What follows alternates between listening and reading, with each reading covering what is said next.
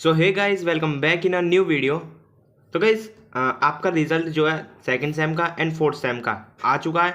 तो आज सिंपली इस वीडियो में इसी के ऊपर बात करने वाले हैं कि आखिर रिजल्ट कैसा आया है और जिन बच्चों की बैक है तो उन वो क्या स्ट्रेटजी अपनाएं कि अब उनकी बैक क्लियर हो जाए। ठीक है। तो काफ़ी ज़्यादा मेरे पे मैसेज आए, इसलिए मुझको ये वीडियो बनानी पड़ रही है। तो अब की बार जो मैं भी देख रहा हूँ रिजल्ट काफ़ी डाउन गया है एंड डाउन इसकी वजह से गया है क्योंकि कॉपी चेक नहीं हुई है अच्छी तरह से। ठीक है। क्योंकि जितने भी मैंने मैसेजेस पढ़े हैं स्टूडेंट्स के, उन्होंने बोला है सबने कि हम तो अपनी तरफ से काफ़ी अच्छा करके आए थे, बट AKTU की तरफ से कॉपी चेक नहीं हुई है ठीक से। ठीक है।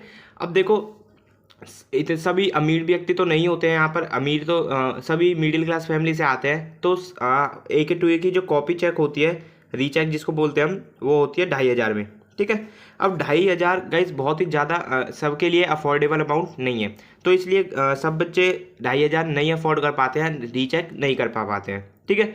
तो सिंपली उनका क्या होता है, फिर वो बैक देना पड़ता है उनको। ओके।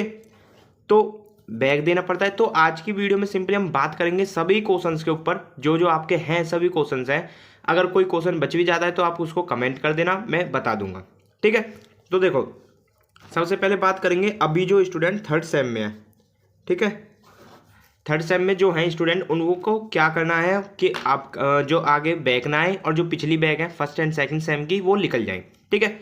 तो देखो, फर्स्ट ऑफ ऑल जो बच्चे ऑल क्लियर हैं, कॉन्ग्रेचुलेसन्स, बहुत अच्छा करा आपने, वेल डन। क्योंकि काफ़ी बच्चे ऐसे भी थे जिन्होंने मुझको मैसेज करा कि हम सर क्लियर हैं, क्योंकि उन्होंने पिछले सेम में ही हमारे चैनल के साथ ऐड हो गए थे वो। एंड जो इंपॉर्टेंट क्वेश्चन दिए थे गाइज लास्ट टाइम पे, मैंने सारे के सारे क्वेश्चंस आए और वही क्वेश्चंस आए। ठीक है। तो इंपॉर्टेंट क्वेश्चन जो मैंने दिए वो काफ़ी ज़्यादा हेल्पफुल रहे बच्चों के लिए। ओके। तो इस बार भी टेंशन ना लो, सब जैसे कि मैं third same and fifth sem cover करा रहा हूँ अभी, तो इम्पोर्टेंट भी दूंगा मैं लास्ट में, कोई दिक्कत नहीं है। बट आज हम बात करेंगे जिनकी बैक है वो क्या करना है। देखो, तो जिनका सेमेस्टर क्लियर है, फर्स्ट एंड सेकंड सेमेस्टर दोनों क्लियर हैं, उनके लिए तो कोई दिक्कत वाली बात नहीं है, थर्ड सेम कवर करें वो ऑलरेडी। ठीक है। अब देखो, जिसकी एक बैक या दो बैक या तीन बैक हैं, अब वो क्या करना है उनको। तो सिंपल गाइस, एक बात ध्यान रख लेना, अगर फर्स्ट ईयर आपका क्लियर नहीं होता है तो आप यहाँ से थर्ड ईयर में नहीं जा पाओगे। ठीक है। तो समझ गए ना, मतलब फर्स्ट ईयर आपको क्लियर करना होगा पूरा, first semester and second semester दोनों में से एक की किसी भी एक सब्जेक्ट की भी बैक नहीं होनी चाहिए पूरी फर्स्ट ईयर में, नहीं तो आप थर्ड ईयर में नहीं जा पाओगे। तो अब आप पहले तो आप पैनिक मत हो, क्योंकि बैक आ गई एक दो, कोई दिक्कत नहीं है, आ जाती है, कोई दिक्कत नहीं है। ठीक है। तो बस अब आप ये स्ट्रेटेजी अपनाएं कि उसको क्लियर कैसे करना है। ठीक है। तो देखो, सबको पता है कि इसके जो थर्ड सेम के हैं एग्ज़ाम है वो होंगे आपके फरवरी में जाके। ठीक है। फरवरी के बीच में या फरवरी के लास्ट में। तो काफ़ी ज़्यादा टाइम है गाइस इस वाले सेमेस्टर में, एंड इसी सेमेस्टर में काफ़ी ज़्यादा टाइम मिलने वाला है ओनली। ठीक है। फोर्थ भी आपका जल्दी हो जाएगा, फिफ्थ भी फिर तो जल्दी जल्दी होंगे आपके सेमेस्टर, बट ये जो थर्ड सेम है ये इसमें काफ़ी टाइम मिलना है आपको। तो सिंपली 2 महीने से आपकी क्लासेस भी चालू हैं, यूट्यूब पर भी मैं भी करा रहा हूँ एंड कॉलेजेस भी आप जा रहे हो लगातार। तो मेरी माने तो मेरे कहने से आपका शायद आधा सिलेबस सबका, सारी सब्जेक्ट का कवर हो चुका होगा थर्ड सेम का। ठीक है। तो पहले आप अब मेरी स्ट्रेटेजी सुन लो, अगर आपको बैक क्लियर करनी है तो सबसे पहले तो आप ये जो आपका थर्ड सेम है इसका आप सिलेबस कंप्लीट करो पूरा। ठीक है। अगर आपको अपने नोट्स बनाने हैं तो अपने नोट्स बनाओ, नहीं तो किसी और के नोट्स प्रिंट कराने हैं तो प्रिंट कराओ। ठीक है। मतलब सिलेबस कवर करके देखो अपनी तरफ से, ये नहीं कि मैं तो वीडियो डाल रहा हूँ, अब मैंने कवर करा दिया अपनी तरफ से तो आपने समझ लिया हमने भी कवर कर लिया, नहीं, अपनी तरफ से क्लियर करो। ठीक है। वीडियो देख के समझ में आता है तो वीडियो देखो, नहीं तो जैसे भी आपको समझ में आता है आप सिलेबस कवर करो पहले अपनी तरफ से। ठीक है। तो अभी क्या चल रहा है, अक्टूबर चल रहा है, नवंबर पूरा पड़ा है, दिसंबर पूरा पड़ा है, तो दिसंबर तक आप सिलेबस कंप्लीट कर लो। ठीक है। अब यहाँ पर आप अपना सिलेबस कवर कर लो दिसंबर तक।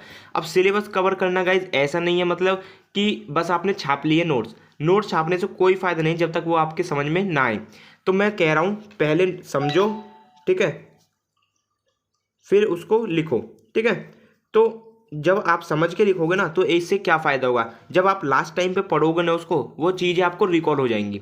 ठीक है। इससे आपको ना कोई दिक्कत आएगी एंड पढ़ने में भी काफ़ी आपको दोबारा से मज़ा आएगा। अब जब आप लास्ट टाइम पर पहली बार देखोगे उस क्वेश्चन को तो आपको अजीब सा लगेगा एंड आपके वहाँ पर दिमाग खराब हो जाएगा। ठीक है। तो इसलिए कह रहा हूँ पहले से ही नोट्स बनाते चलो एंड समझते चलो सारी चीज़ों को। फिर आपको जो लास्ट टाइम होगा सिर्फ आप इम्पोर्टेंट देखना एक बार, एंड जो मैं प्रोवाइड करूँगा क्वेश्चन वो कर लेना, एंड बाकी जो भी अगर जो क्वेश्चन मैं दूंगा उससे भी एक आध क्वेश्चन अगर हट के आता है तो आप वो कर दोगे अगर आपने नोट्स ढंग से बनाए हैं। ठीक है, समझ गए। अब देखो जिनकी 2 या 3 बैग हैं फर्स्ट ईयर में, तो वो 2 या 3 बैग 3 बैग भी हो तो तीनों बैगों को दे दो इस सेमेस्टर के साथ। ठीक है, समझे।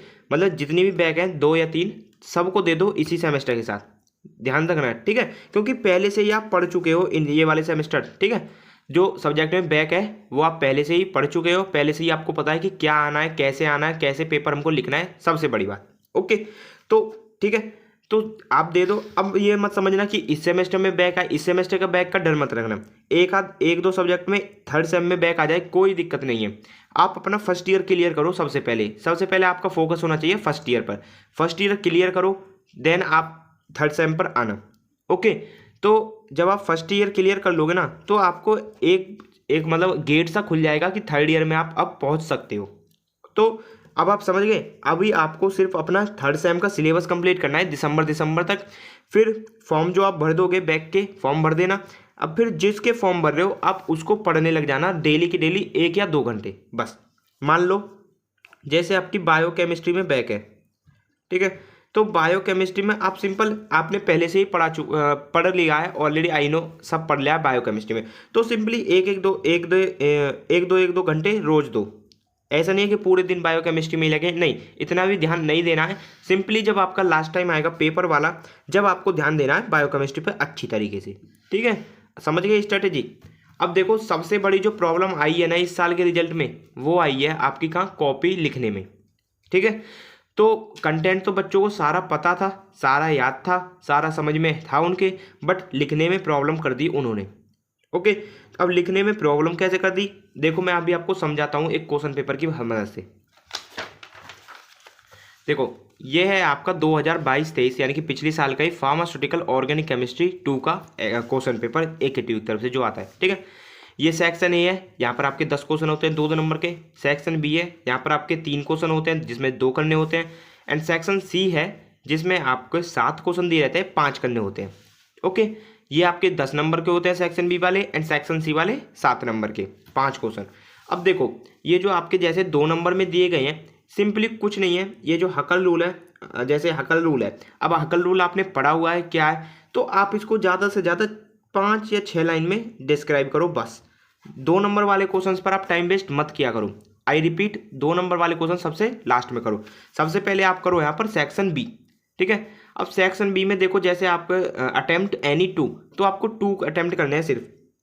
देखो ABC 3 दिए हैं, 3 में से 2 अटेम्प्ट करने हैं, तो आप पहले कोई से भी 2 अटेम्प्ट कर लो, एंड इसी में आप कम से कम 10 या 11 पेज भर दो। ठीक है, मतलब 2 अटेम्प्ट कर रहे हो ना, 10 नंबर का है ये ध्यान रखना, तो 4 से 5 पेज एक क्वेश्चन में भरो आप अच्छी तरीके से। अब देखो, अब आप ये बोलोगे कि करोगे कैसे हम। ठीक है, तो देखो इस क्वेश्चन को ले लो आप, चलो छोड़ो, आपने यूनिट 1 कवर करी है मैंने, तो यूनिट 1 को ले लेते हैं। तो देखो एक क्वेश्चन क्या है, explain synthetic and other evidence in the derivation of structure of benzene. Simple है ना क्वेश्चन। अब इसी में क्या करेंगे बच्चे कि डायरेक्ट ही सिंथेटिक एविडेंस दे देंगे एंड वहां पर एक पेज लिखकर छोड़ देंगे क्वेश्चन को पूरा। अब आ जाते हैं थोड़े स्मार्ट बच्चे। स्मार्ट बच्चे क्या करेंगे, पहले बताएंगे बेंजीन क्या है। ठीक है, क्वेश्चन को समझना, पहले बताओ कि आखिर ये बेंजीन है क्या। एक पेज कम से कम गाइस बेंजीन में भर जाएगा, आई स्वेयर, मैं सच कह रहा हूँ, एक पेज बेंजीन में आपका इजीली भर जाएगा। ठीक है, फिर आपको यहाँ पर बताने हैं एविडेंस। एविडेंस देखो क्वेश्चन में क्या पूछा है, बस सिंथेटिक एंड अदर एविडेंस, तो आप पहले डिस्क्राइब करो सिंथेटिक एविडेंस। ठीक है, तो सिंथेटिक एविडेंस आप डिस्क्राइब करोगे, जो मैंने इजी करके बताए हैं आपको, तो अगर आप डिस्क्राइब करोगे तो 1 से 1.5 पेज उसमें आएगा। ध्यान रखना, मैं अभी जो बोल रहा हूँ आप ध्यान रखो, 1 से 1.5 पेज, एक पेज हो गया आपका बेंजीन में, एंड एक पेज आपका मान लो सिंथेटिक एविडेंस में। ठीक है, अब इसमें लिख रहे हैं अदर एविडेंस।